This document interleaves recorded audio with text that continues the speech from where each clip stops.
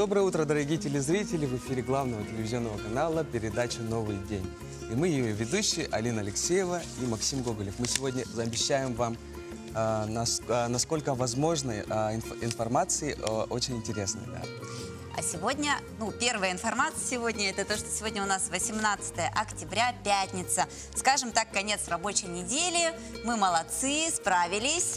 Теперь остался последний рывок. Так что мы постараемся, чтобы это утро было бодрым, чтобы у вас хватило сил на этот последний рабочий день, чтобы вы провели его достойно, проводили неделю, скажем так. А сегодня у нас также есть и мероприятие на вечер, и даже, может быть, на целый день. Сегодня День матери. Мама, конечно, безусловно, является для каждого из нас главным человеком в жизни. Если подумать об этом философски, то можно сказать, что для каждого из нас мама – это начало, мама – это наша жизнь, да, олицетворение жизни. Поэтому я думаю, что сегодня День матери – это один из самых трогательных праздников, потому что все мы с детства и до своих последних дней несем в своей душе единственный и неповторимый образ матери. Наших дорогих мам.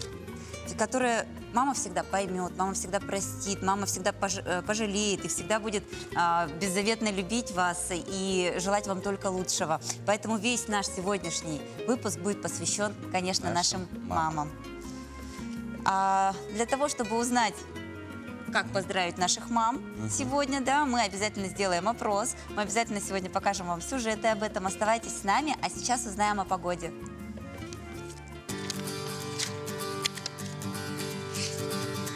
По данным Якутского управления по гидрометеорологии и мониторингу окружающей среды, в центральных улусах в 6 часов утра минус 3 градуса.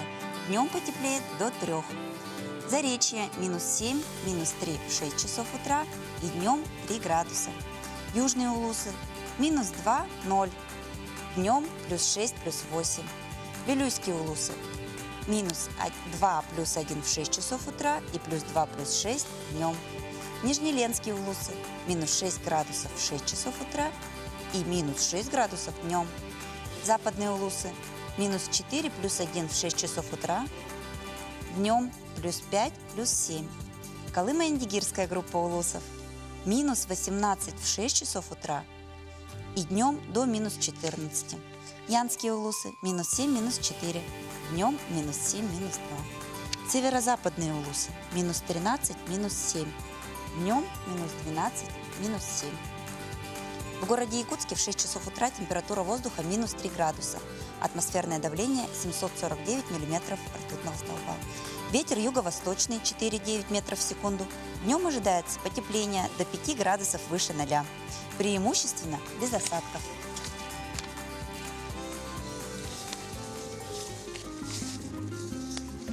Также напоминаем, что вы можете написать свои поздравления своим матерям через WhatsApp по прямому эфиру по номеру 8 914 279 22 62. Напоминаем, что в преддверии юбилейного празднования победы Великой Отечественной войны мы принимаем письма от наших телезрителей. Если у вас сохранились письма с фронта, переписки военных лет, мы с благодарностью примем их в нашу редакцию по адресу Орджоникидзе 48, 201 кабинет, редакция «Новый день». Либо можете написать к нам на почту utro.nvk@mail.ru. С удовольствием получим ваши переписки и используем их в нашем эфире для подготовки нашего репортажа или, например, сюжета. А далее у нас наши коллеги из новостной группы расскажут о том, что происходит в республике сейчас.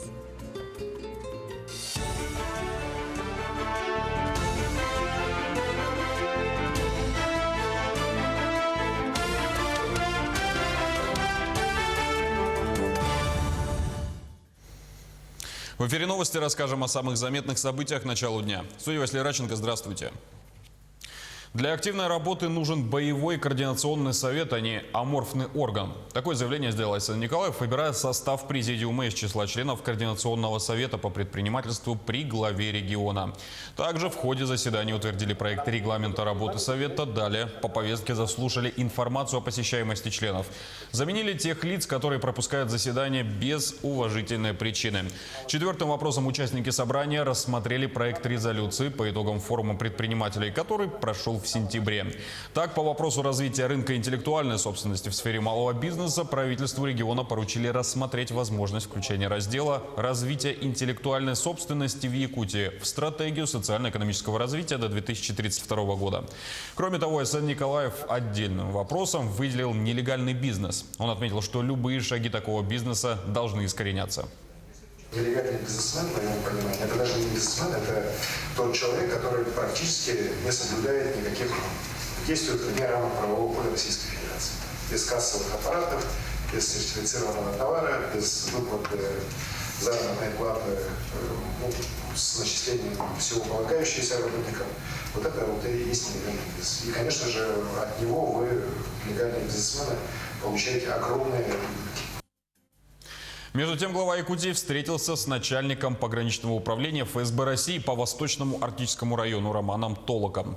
Стороны обсудили вопросы обеспечения безопасности государственной границы и приграничного сотрудничества. Айсан Николаев указал на ряд проблемных вопросов, которые необходимо решить, и напомнил о ситуации с оленеводами в Устьянском районе, задержанными сотрудниками пограничной службы ФСБ России и доставленными в соседний Булунский район. Напомню, что 5 районов Якутии, а это Нижнеколымский, Алайховский, Устьянский, Булунский и Анабарский, это прилегающие к морскому побережью и отнесены к пограничной зоне России. На их территории установлен пограничный режим. Действуют особые правила въезда, прохода, временного пребывания, передвижения лиц и транспортных средств. Толок на это ответил, что в соответствии с законом, находящийся в пограничной зоне, должен всегда при себе иметь паспорт. Айсан Николаев заявил о необходимости внесения изменений в нормативно-правовые акты, касающиеся территории пограничной зоны и коренных народов, занимающихся там традиционным промыслом. Толок ответил, что поддержит предложение, если исполнительная и законодательная власти Якутии выйдут с законодательной инициативой. А получить документ для пересечения границы в скором времени станет проще. Оформленные роботами загранпаспорта начнут выдавать до конца этого года. Россияне еще до конца 2019-го смогут получить загранпаспорта, оформляя их с помощью криптобиокабин, сокращенно КБК. С помощью такого оборудования граждане будут самостоятельно подавать документы. Это позволит ускорить процесс, сократив очереди. Такую возможность запустят в многофункциональных центрах. Комитет Госдумы поддержал проект о горячем питании в школах. Авторами, напомню, инициативы стали спикеры обеих палат парламента Валентина Матвиенко и Вячеслав Володин, а также лидеры всех парламентских фракций. Правительство документ уже поддержало с учетом ряда замечаний, которые рекомендуется исправить в рамках второго чтения. Напомню, что он устанавливает особенности организации качественного, безопасного и здорового питания детей и отдельных групп населения. Документ также уточняет понятие качества пищевой продукции, характеристики безопасности и пищевой ценности. А Роспотребнадзор тем временем назвал самые полезные орехи и посоветовал есть их 1-2 раза в неделю. В список самых полезных вошли кешью, лесной, грецкие орехи, арахис, а также кедровые орешки и миндаль. Как считают специалисты ведомства, орехи следует употреблять 1-2 раза в неделю небольшими порциями около 35 граммов.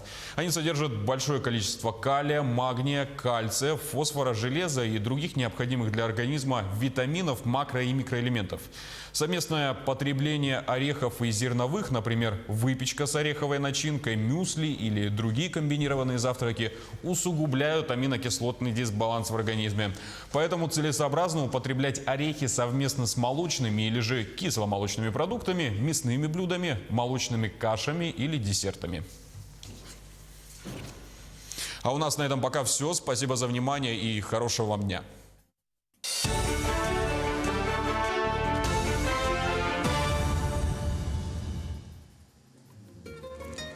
Спасибо большое нашим коллегам из информационной службы и, конечно, Василию Радченко.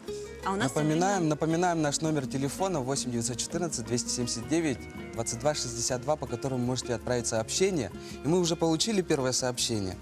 Дорогую маму, бабушку Сивцеву Елизавету Афанасьевну поздравляем с днем рождения и с Днем Матери. Как здорово совпало, да? Желаем крепкого здоровья, долгих лет жизни. Мы очень любим тебя, дети и внуки. Также мы присоединяемся к поздравлениям.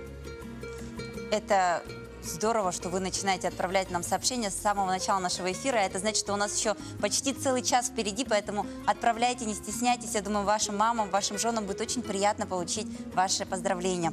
А тем временем у нас следующий сюжет и небольшая такая информационная справка перед. Если верить статистике, то в нашей стране женщины становятся мамами каждые 18 секунд.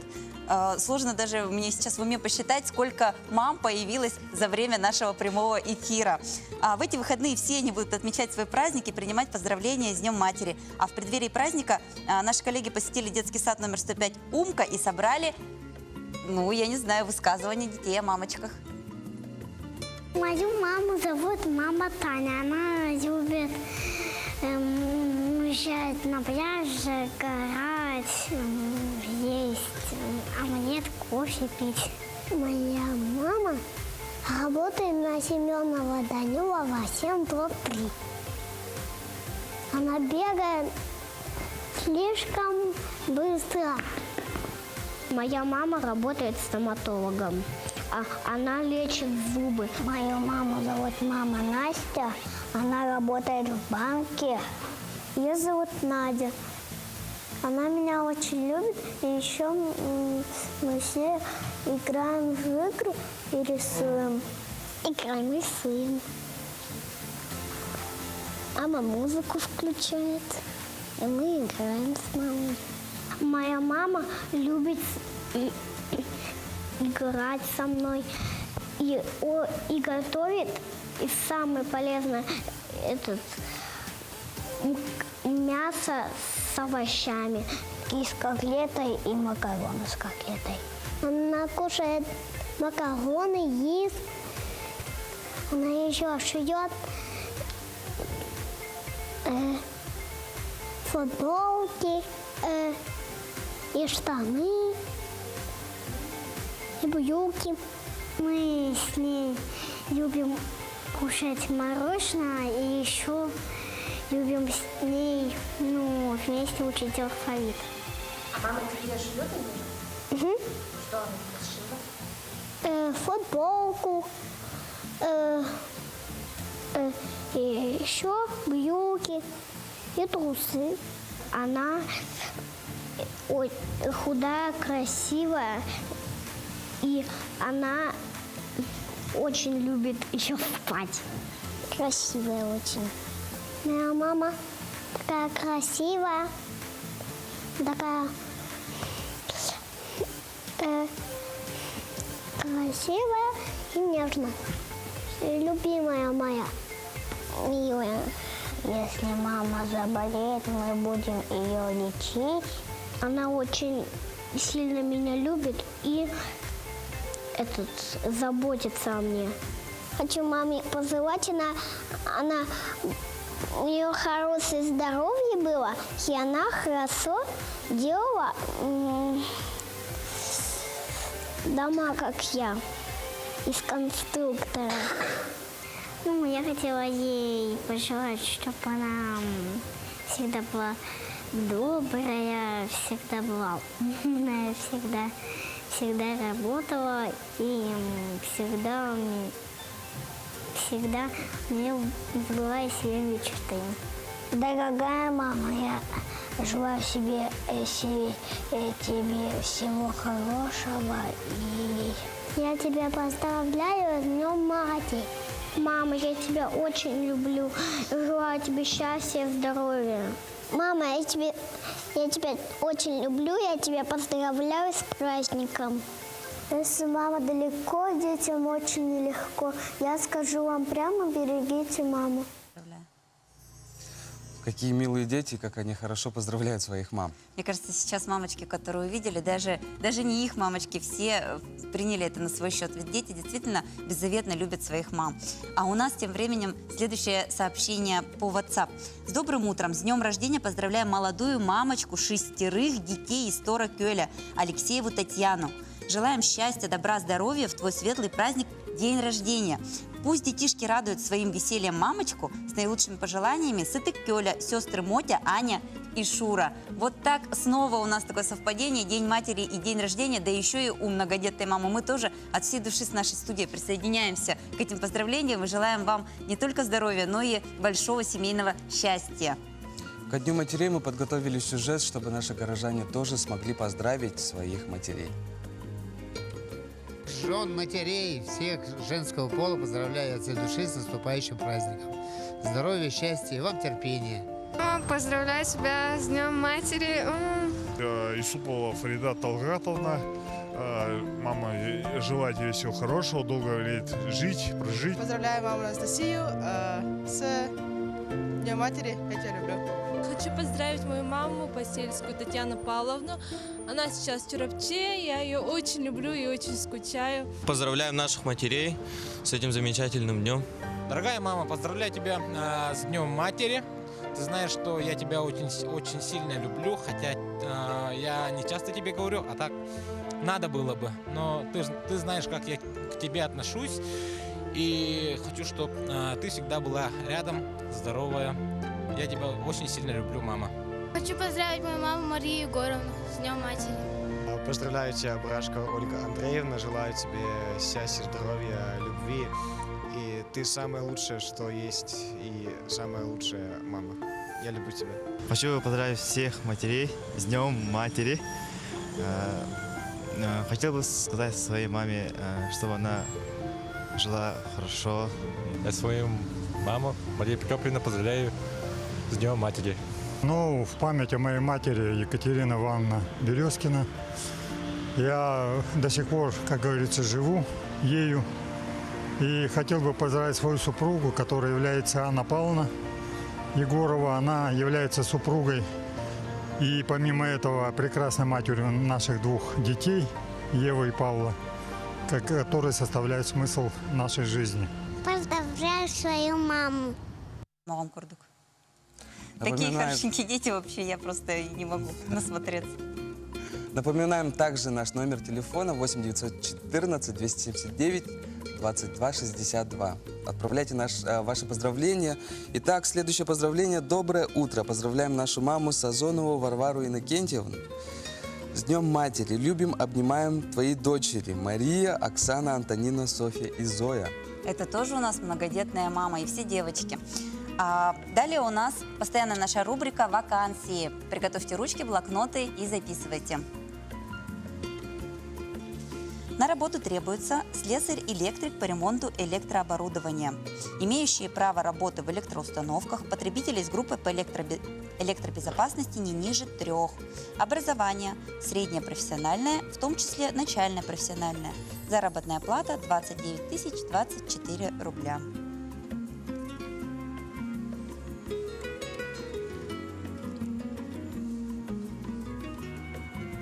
На работу требуется инженер по эксплуатации сооружений и оборудования водопроводно-канализационного хозяйства, высшее образование по специальности, навыки по обслуживанию дизельного оборудования, образование высшее, заработная плата 29 024 рубля.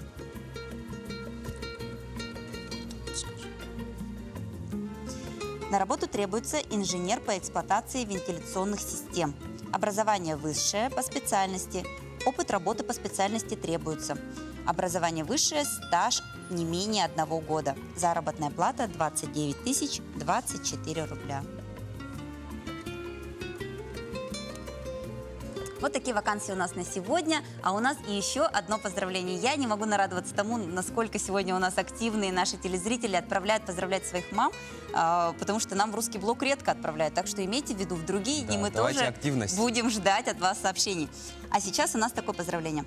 Здравствуйте, от души поздравляю свою супругу, маму Акаемову Евдокию Юрьевну с Днем матерей Якутии. Желаю счастья и здоровья. С наилучшими пожеланиями муж Сергей и дети Света, Миша и маленькая Оливия. Учащиеся 1 А класса среднеобразовательной школы номер 35 подготовили поздравления в стихах. Давайте посмотрим. Люблю тебя, моя родная. Как хорошо, когда ты рядом. Со мной будь ты, дорогая, мне больше ничего не надо. Я приду, я маме крепко-крепко обниму. И скажу я ей на ушко, лучше мамы нет. Пусть мама улыбается, не плачет никогда.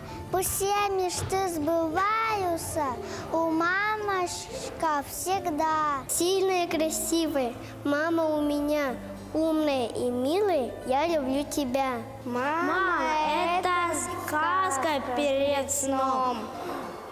Это чистый и уютный дом. Поздравляю, мамочка, тебя, я и наша дружная семья.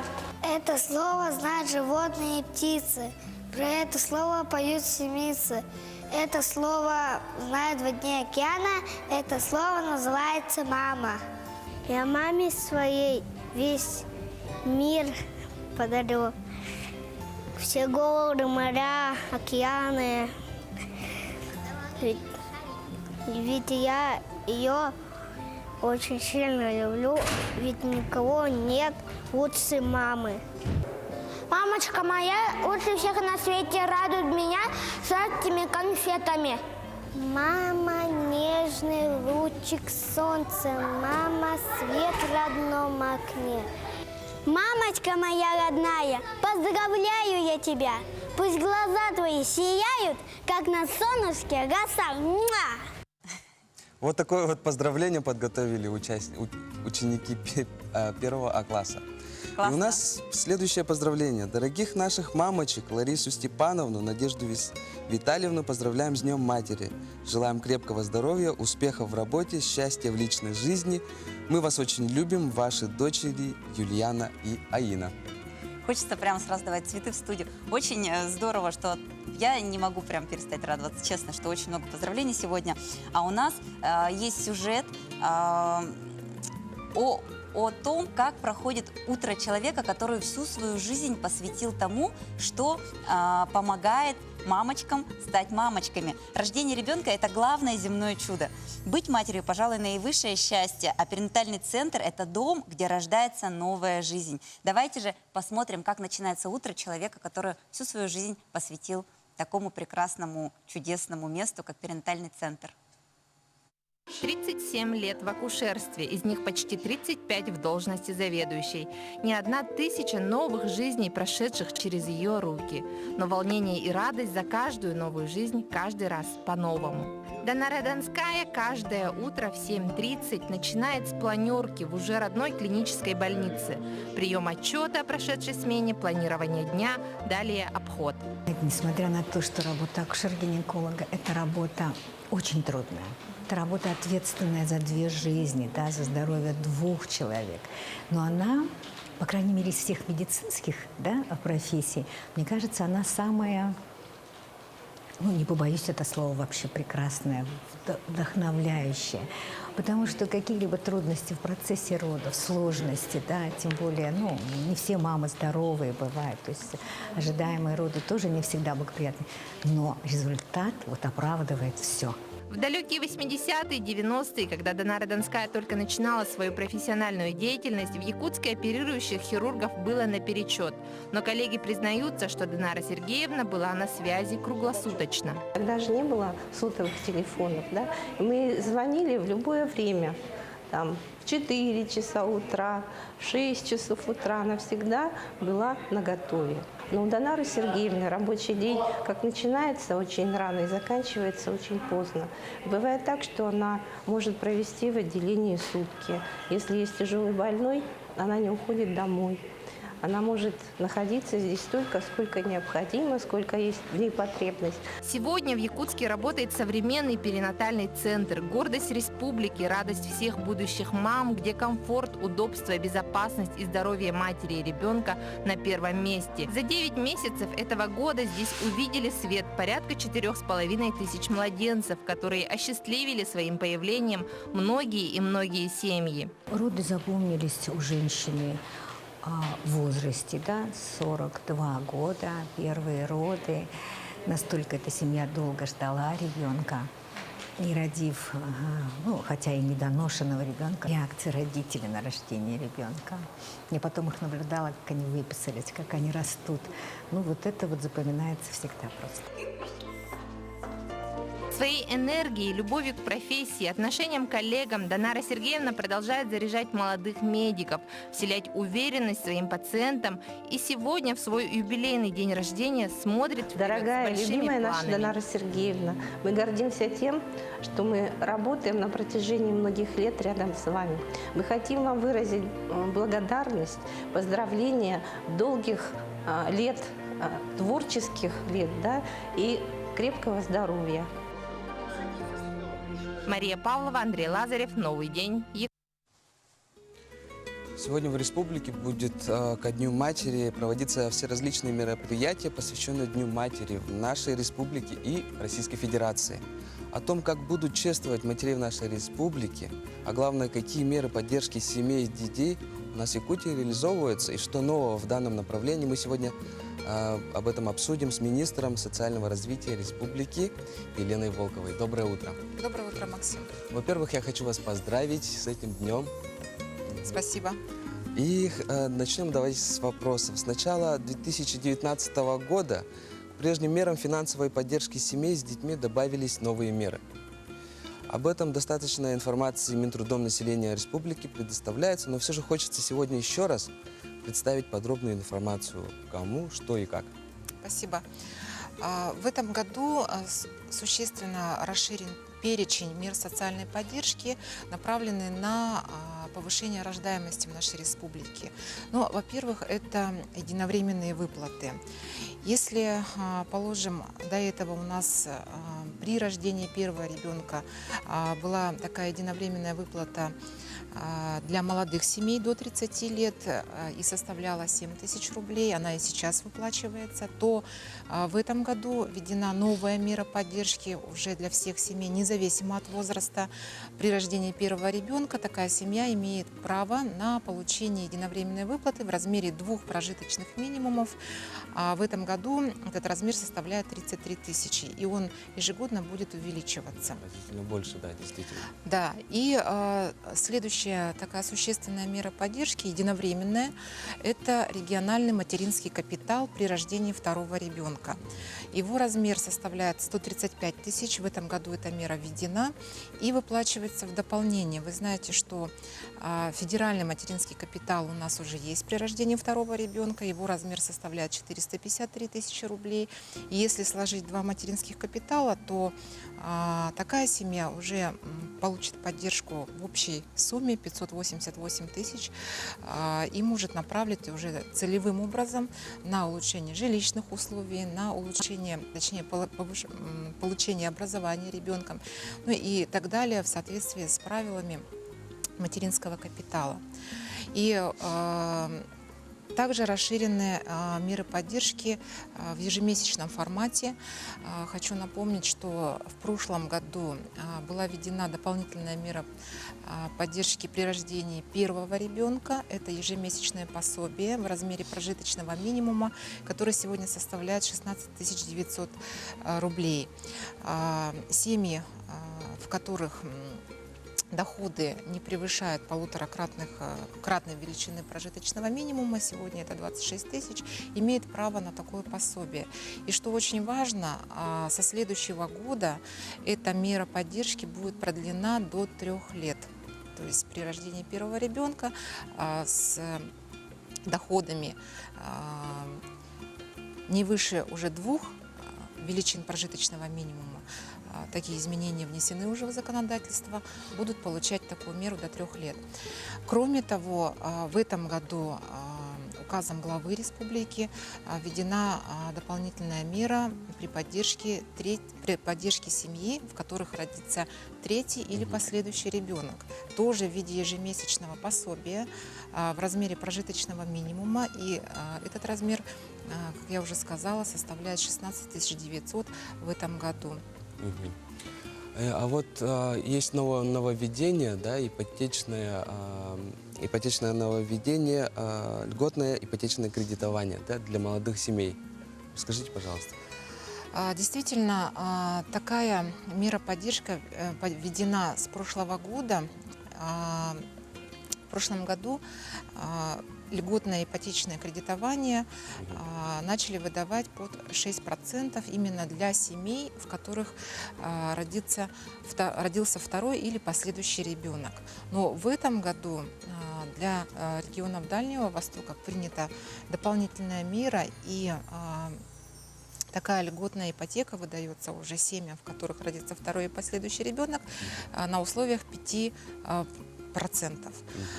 Хотела бы отметить, что также буквально недавно принято решение президентом страны о выделении семьям, в которых родится третий или последующий ребенок, уже 450 тысяч рублей именно на погашение ипотечного кредита. Это действительно существенно расширяет меры поддержки, направленные на улучшение жилищных условий. И у меня следующий вопрос. В июне текущего года в республике принят новый закон, установивший статус многодетных семей. Что изменится с принятием данного закона? Ну, хотелось бы отметить, что у нас в республике на сегодня проживает 27 тысяч многодетных семей. Многодетная семья – это семья с 3 и более детьми. И если раньше статус многодетной семьи, являлся это многодетная семья с 3 и более несовершеннолетними детьми, то сегодня в соответствии с новым законом такой статус получает семья не только, в которой дети до 18 лет, но и если есть дети до 23 лет, обучающиеся по очной форме обучения, или если ребенок служит в рядах российской армии. Что дает этот новый статус? Во-первых, это, конечно, для семьи продляется период получения дополнительных мер поддержки. Во-первых, это и льготное предоставление лекарственных средств для ребятишек в дошкольном возрасте. Это бесплатное питание в школах для многодетных семей и компенсационная выплата на приобретение школьной или подростковой одежды. Давайте успеем поздравить. Вы хотели бы поздравить вашу маму?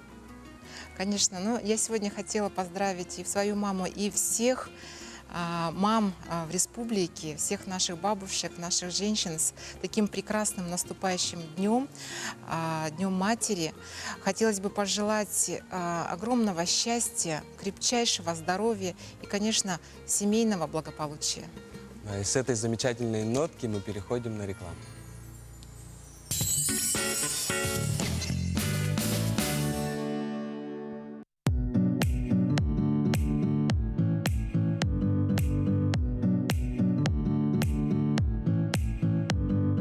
Неспешное чаепитие в уютной домашней обстановке – маленькая семейная традиция с большой историей. Без угощений не обойтись.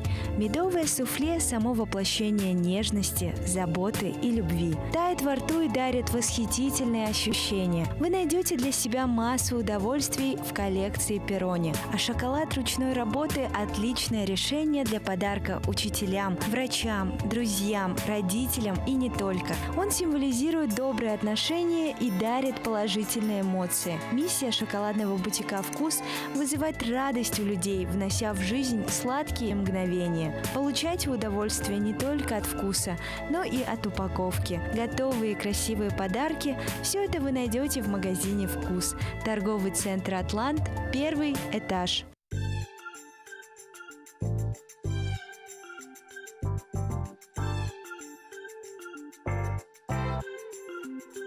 Жекерген дұрубетіттен күнді тоқда соқ. Тыйыз тымнылақ кіхінға әйге томоқы қаппаққа сыластық сылжарғатығар кіхаллан 5 империя мағығын андойдуға кенік биллер Канада Гус, Баск, Ред Фокс, Рокфиллерс бреннер тикпет үрді қачтывылақ бұқайбектарын атыға тахарда. Оғылырғы ұлақан жоңғаналақ, араз бұғылақ тахалақ, кәмейдақ, әгелгеннақ бұқайбектар манна бағылар. 5 империя мағығынтан сылаз бәргәхелері, үтіліктері, шарфиктары, қалыңыстанлары кіхінға тақтаңастырын бұлан талан ылы қытын сәп. Россия биллер Баск Kids фирмата оғылырғанан текпет ечегес чәпчеке қас түтіттен тегелі комбинезонлара, ыстанлара, куркалара, чысқан тымныттан карчанлары, қарысты ақтара, таңастыры банкныңы есілі қатынсып, Пятый империя мағыны кітта, ечегестік таңның, дұробияқтың қарыстан.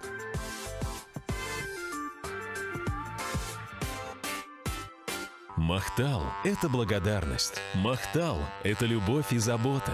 Махтал – это тепло и вкус. Махтал – наше сердце для вас.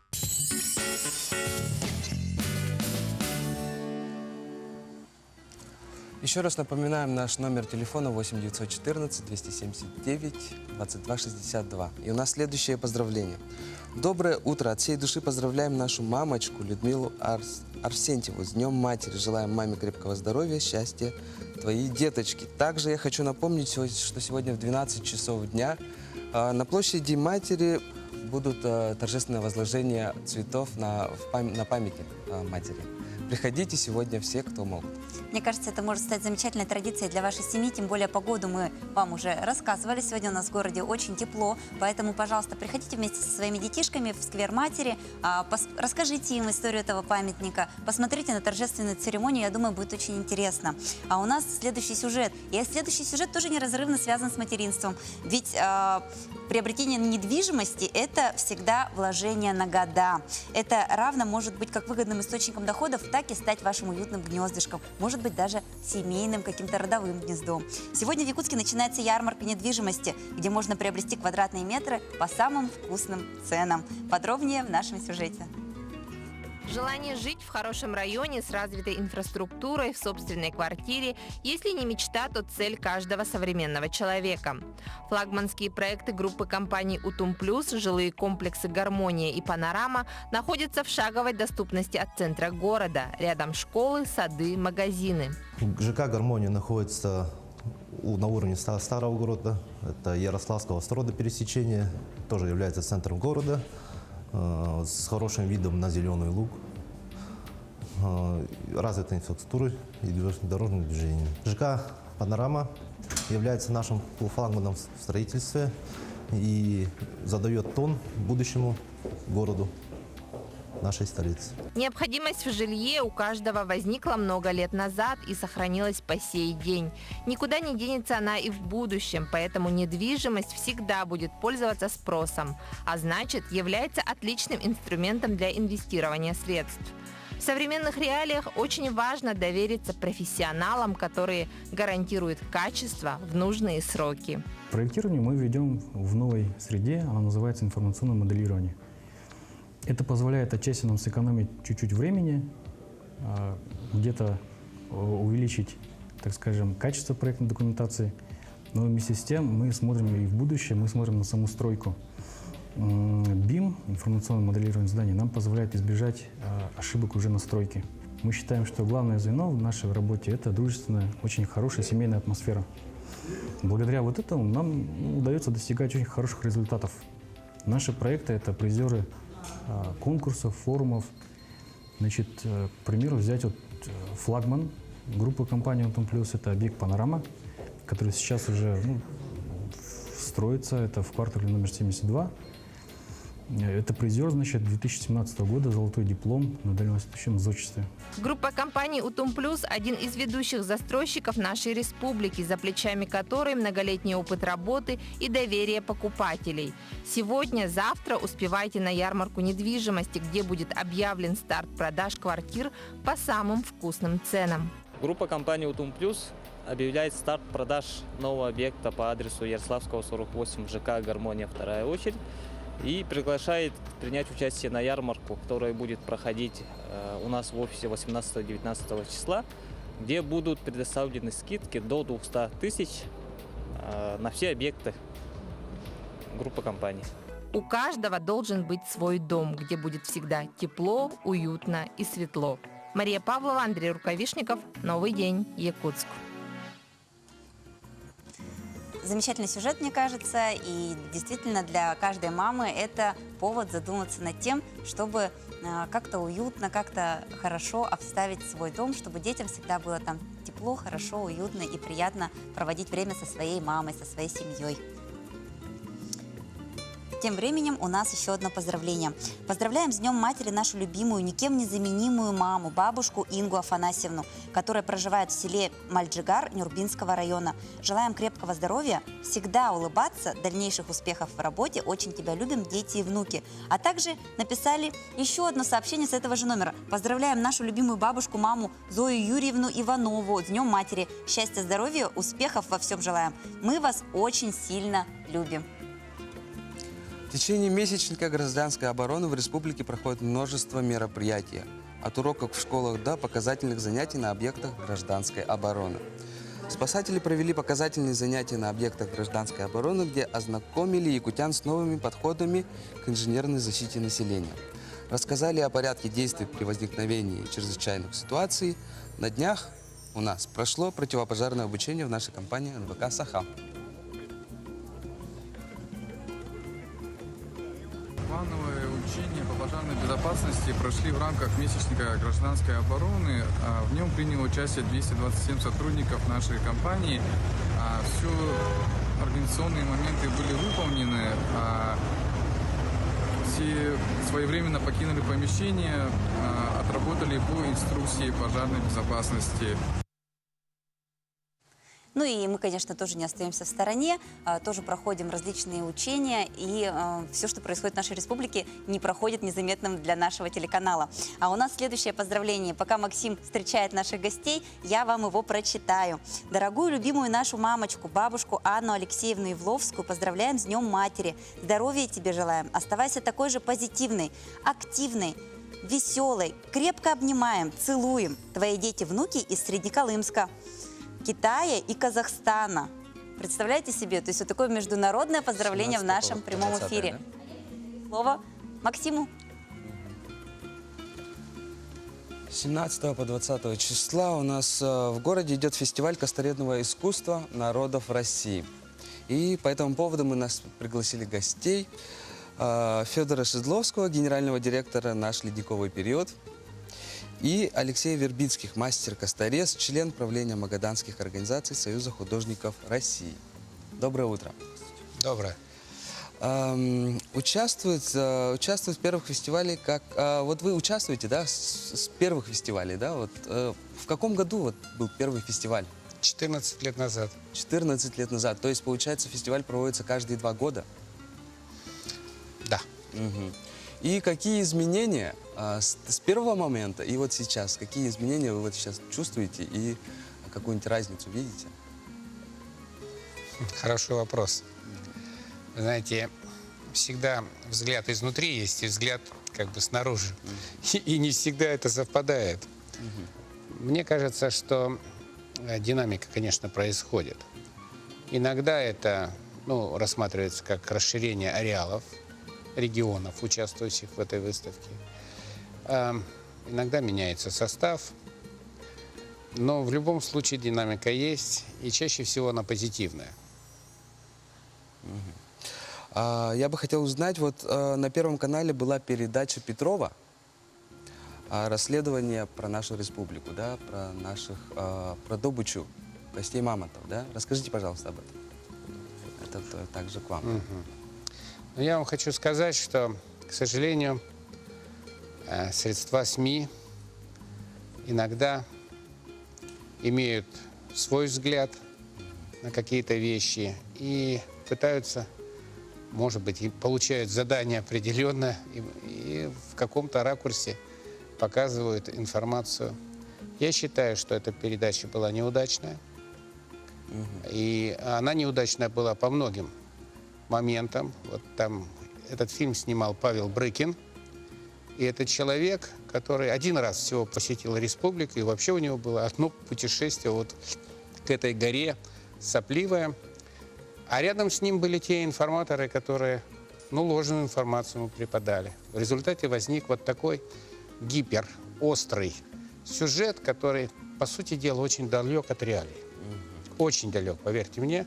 Я очень был разочарован. 8 месяцев он требовал от меня, просил от меня интервью. В конечном счете я в какой-то момент согласился. И вот это мое интервью, которое вот на самом деле вот такой удивительный народный промысел, как сбор бивня мамонта, и это такой же требует охраны и поддержки, как, допустим, и косторезное искусство. Но получается, Петров, он раскрыл тему только со своей стороны. Он раскрыл тему, чтобы она была острая для обывателя, который не просвещенный. Понятно, хорошо. Это Федор, бизнес. Ага, Федор, расскажите, пожалуйста, про фестиваль, который сейчас будет проводиться, да, и проводится вот 17-го, со вчерашнего дня. Фестиваль проходит в Доме дружбы народов имени Кулаковского. Проводит его Яна Викторовна, директор. И мне кажется, что это замечательное событие.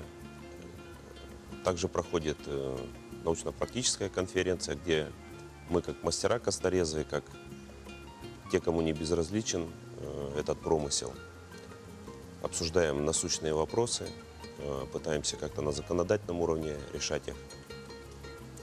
Ну и я думаю, что очень много интересного, много новых гостей, много старых друзей мы встречаем здесь. И вы можете прийти и посмотреть. С каких регионов приехали? Я приехал, представляю Магаданскую область, Магаданскую школу резьбы по кости. Ну, участвую. Также вы сами занимаетесь? Да, я сам резчик. А что, на ваш взгляд, да, какой материал удобнее, лучше для вас? Мой любимый материал – это ископаемая скелетная кость кита.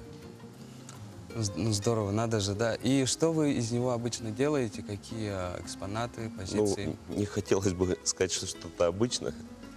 Стараюсь каждый раз что-то необычное сделать. Ну, я так думаю, что кости кита они очень габаритные. Да. И у вас, получается, работы очень тоже объемные, да, на самом деле? Это здорово. А каким материалами пользоваться любите вы? Я хочу сказать, что у меня коллектив косторезов. Это примерно 15 людей в самой компании работает и 15 договорников. Сегодня мы склоняемся к тому, чтобы больше работать по рогу лося. Это очень интересный материал. А так как на Колыме и на Камчатке водятся очень крупные особи, это самая крупная популяция лосей на земном шаре, очень крупные рога, которые позволяют большие работы хорошие делать. Но бивень мамонта – это уникальный материал. И когда мы хотим очень тонкую проработу, когда мы хотим сквозную ажурную резьбу, когда мы хотим использовать именно удивительные возможности вот этого зубной органической ткани, которая называется дентин, без нее совершенно тонкую работу сделать нельзя. Ну, добыча мамонтовых костей в основном идет именно у нас в республике. И нам, как жителям нашей республики, действительно это очень важно. Развитие мамонтового промысла. Да? Спасибо большое, что вы к нам пришли, посетили нас. Желаем вам успехов в вашей работе. Спасибо. Спасибо. А мы переходим на рекламный блок.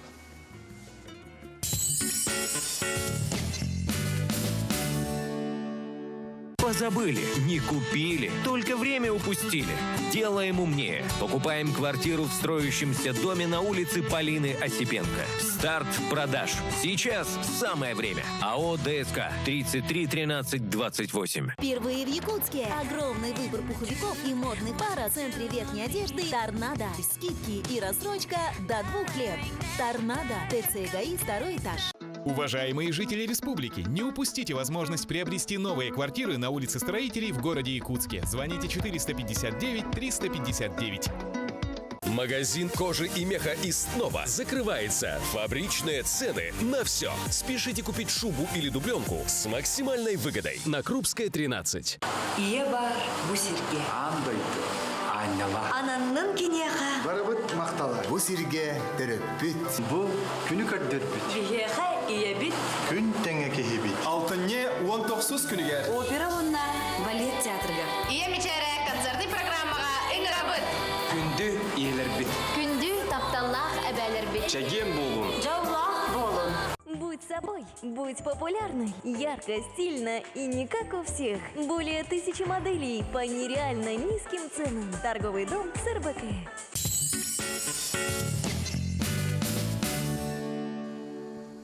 Еще Еще раз доброе утро, дорогие телезрители. А мы хотим рассказать вам о том, что будет проходить 19 октября, уже совсем скоро, завтра, да, с 11 до 5 часов. Проведите выходной день в смарт-библиотеке.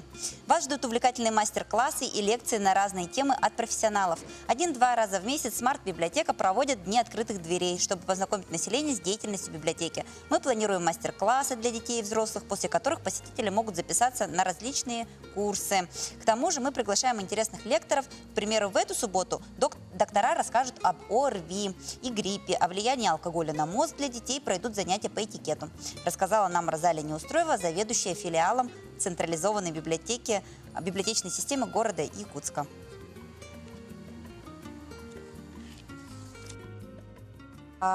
Также у нас есть интересная новость такая о том, как прошла стратегическая сессия «Арктика-2035», где жители региона и общественные организации совместно с руководителями региона провели совещание, и подробно об этом мы узнаем в нашем сюжете.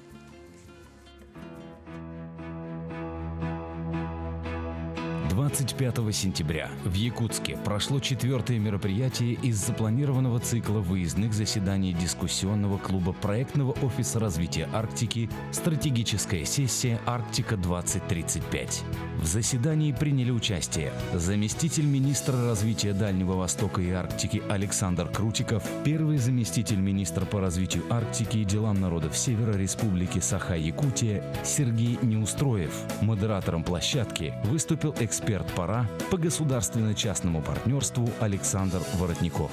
Реализация стратегии должна позволить к 2030 году качественно улучшить уровень жизни человека в Арктике, сделать территорию комфортной для проживания, воспитания детей, привлекательной для работы и ведения бизнеса. Представители администрации региона, общественных организаций и бизнеса обсудили региональное видение, стратегии развития арктической зоны Российской Федерации и обеспечения национальной безопасности до 2035 года. В настоящее время разработкой стратегии занимается Министерство Российской Федерации по развитию Дальнего Востока и Арктики России, а ПАРА выбран главной экспертной площадкой. Стратегическая сессия продолжила серию мероприятий, которые состоялись в Мурманске, Архангельске и Петрозаводске. Этой осенью они пройдут во всех регионах арктической зоны Российской Федерации. Сейчас готовится новая стратегия развития Арктики. Это основной документ, который определит развитие Арктики до 1935 года. И важной составляющей части этой программы развития Арктики будет ее региональная часть. То есть регионы, которые входят в арктическую зону Российской Федерации, должны подготовить свои предложения, которые будут в дальнейшем реализованы. И эти предложения должны влиять как на экономику самого региона, в том числе Республики Саха-Якутия, так и на экономику всей нашей страны. Участникам представили интерактивную цифровую платформу по сбору идей arctic2035.ru. Благодаря разработке ПАРА каждый житель России может предложить свою идею по развитию Арктики до 10 ноября. Обратились с просьбой к нашим коллегам из проектного офиса развития Арктики поддержать ту работу, которую ведет министерство, и стать такой экспертной площадкой для обсуждения совершенно разных вопросов, которые в последующем войдут в эти документы стратегического планирования, и подготовили экспертную онлайн-площадку, в рамках которой будет дальше вестись обсуждение предложений в эти документы. Для внесения своего предложения необходимо перейти на сайт и нажать кнопку «Предложить идею». В удобной форме описать ее и дать название, а также выбрать подходящий регион и тематику. Затем нужно будет указать свое имя и номер телефона. Это поможет уйти от анонимности и рассказать всем настоящие предложения. Каждое предложение проходит модерацию и размещается на сайте, затем обсуждается экспертами. По результатам сессии выделены основные направления развития Республики Саха-Якутия. Это транспортная инфраструктура, обеспечение скоростной интернет-связи и строительство энергоэффективного жилья. Для жителей также важно развитие альтернативных источников энергии и промышленного производства на принципах бережного отношения к природе.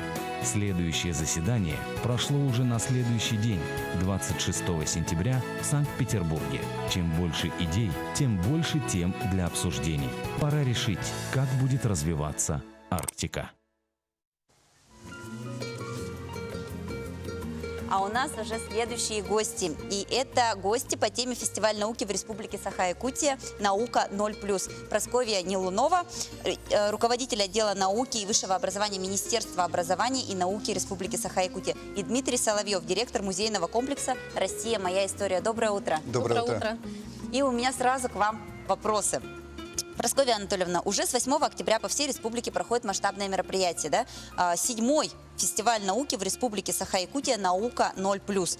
Расскажите нашим телезрителям, пожалуйста, в чем отличие фестиваля этого года и, наверное, какие нововведения есть в программе?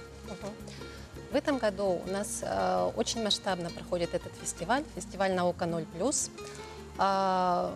По всей республике, как вы уже упомянули, да, то есть мы постарались охватить все возраста, начиная со школьного возраста и заканчивая взрослыми, да, то есть по всем уровням образования, студенты, школьники, студенты колледжей и так далее. Также по времени у нас немножко больший период начал занимать, чем в предыдущие 6 лет. То есть у нас очень много было мероприятий, таких как презентация новейших научных разработок, лекции, классные часы. Это я сейчас говорю про события, которые были с 8 по 18 октября. В том числе были очень масштабные мероприятия, международные конференции, например, да, которые проводила Малая академия наук. Анна, вот у нас вчера тоже были гости, сейчас Да, совершенно верно. Также была первая молодежная конференция на базе Якутского научного центра. Ну, то есть это такие большие масштабные события в рамках этого фестиваля. То есть это получился настоящий фестиваль именно, да? Здорово. И завтра, извиняюсь, докончу мысль, да? И завтра у нас будет самое главное событие, завтра и послезавтра, 19 и 20 октября, на базе исторического парка «Россия. Моя история». И это мы называем уже выставочными экспозициями.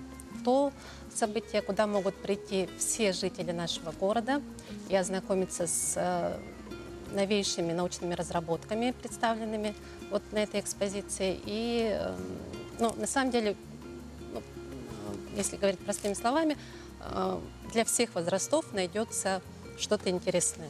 Спасибо вам большое, Прасковья Анатольевна. Я думаю, что у нас осталось совсем мало эфирного времени. И вот, Дмитрий Иванович, давайте я вам дам слово, да, чтобы вы, наверное, я знаю, что у вас есть какое-то свое в музее «Моя история» на площадке события, да, и, может быть, вы своих сотрудников поздравите и еще раз пригласим всех жителей республики на это мероприятие, да? Да, конечно, я бы хотел поздравить своих сотрудников и вообще всех жителей республики с днем рождения исторического парка, потому что исторический парк, он состоялся и как учреждение, и как такая очень интересная культурно-просветительская площадка, в котором очень много событий происходит, и якутяне нас полюбили, поэтому я вот в этот день хотел тоже пригласить в исторический парк, вот на фестиваль науки, который у нас проходит в этом году в 2 дня.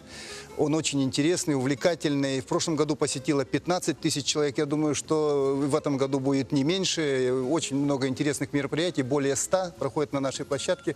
Поэтому добро пожаловать. Мы в этот день проведем тоже свои мероприятия, внесем вклад фестиваля, да, и открываем двери для всех наших посетителей, жителей Якутии. Пожалуйста, приходите, это все будет бесплатно. Спасибо вам большое за то, что пришли к нам в эфир. И мы хотели бы, наверное, все вместе сейчас в нашей студии, да, поздравить еще раз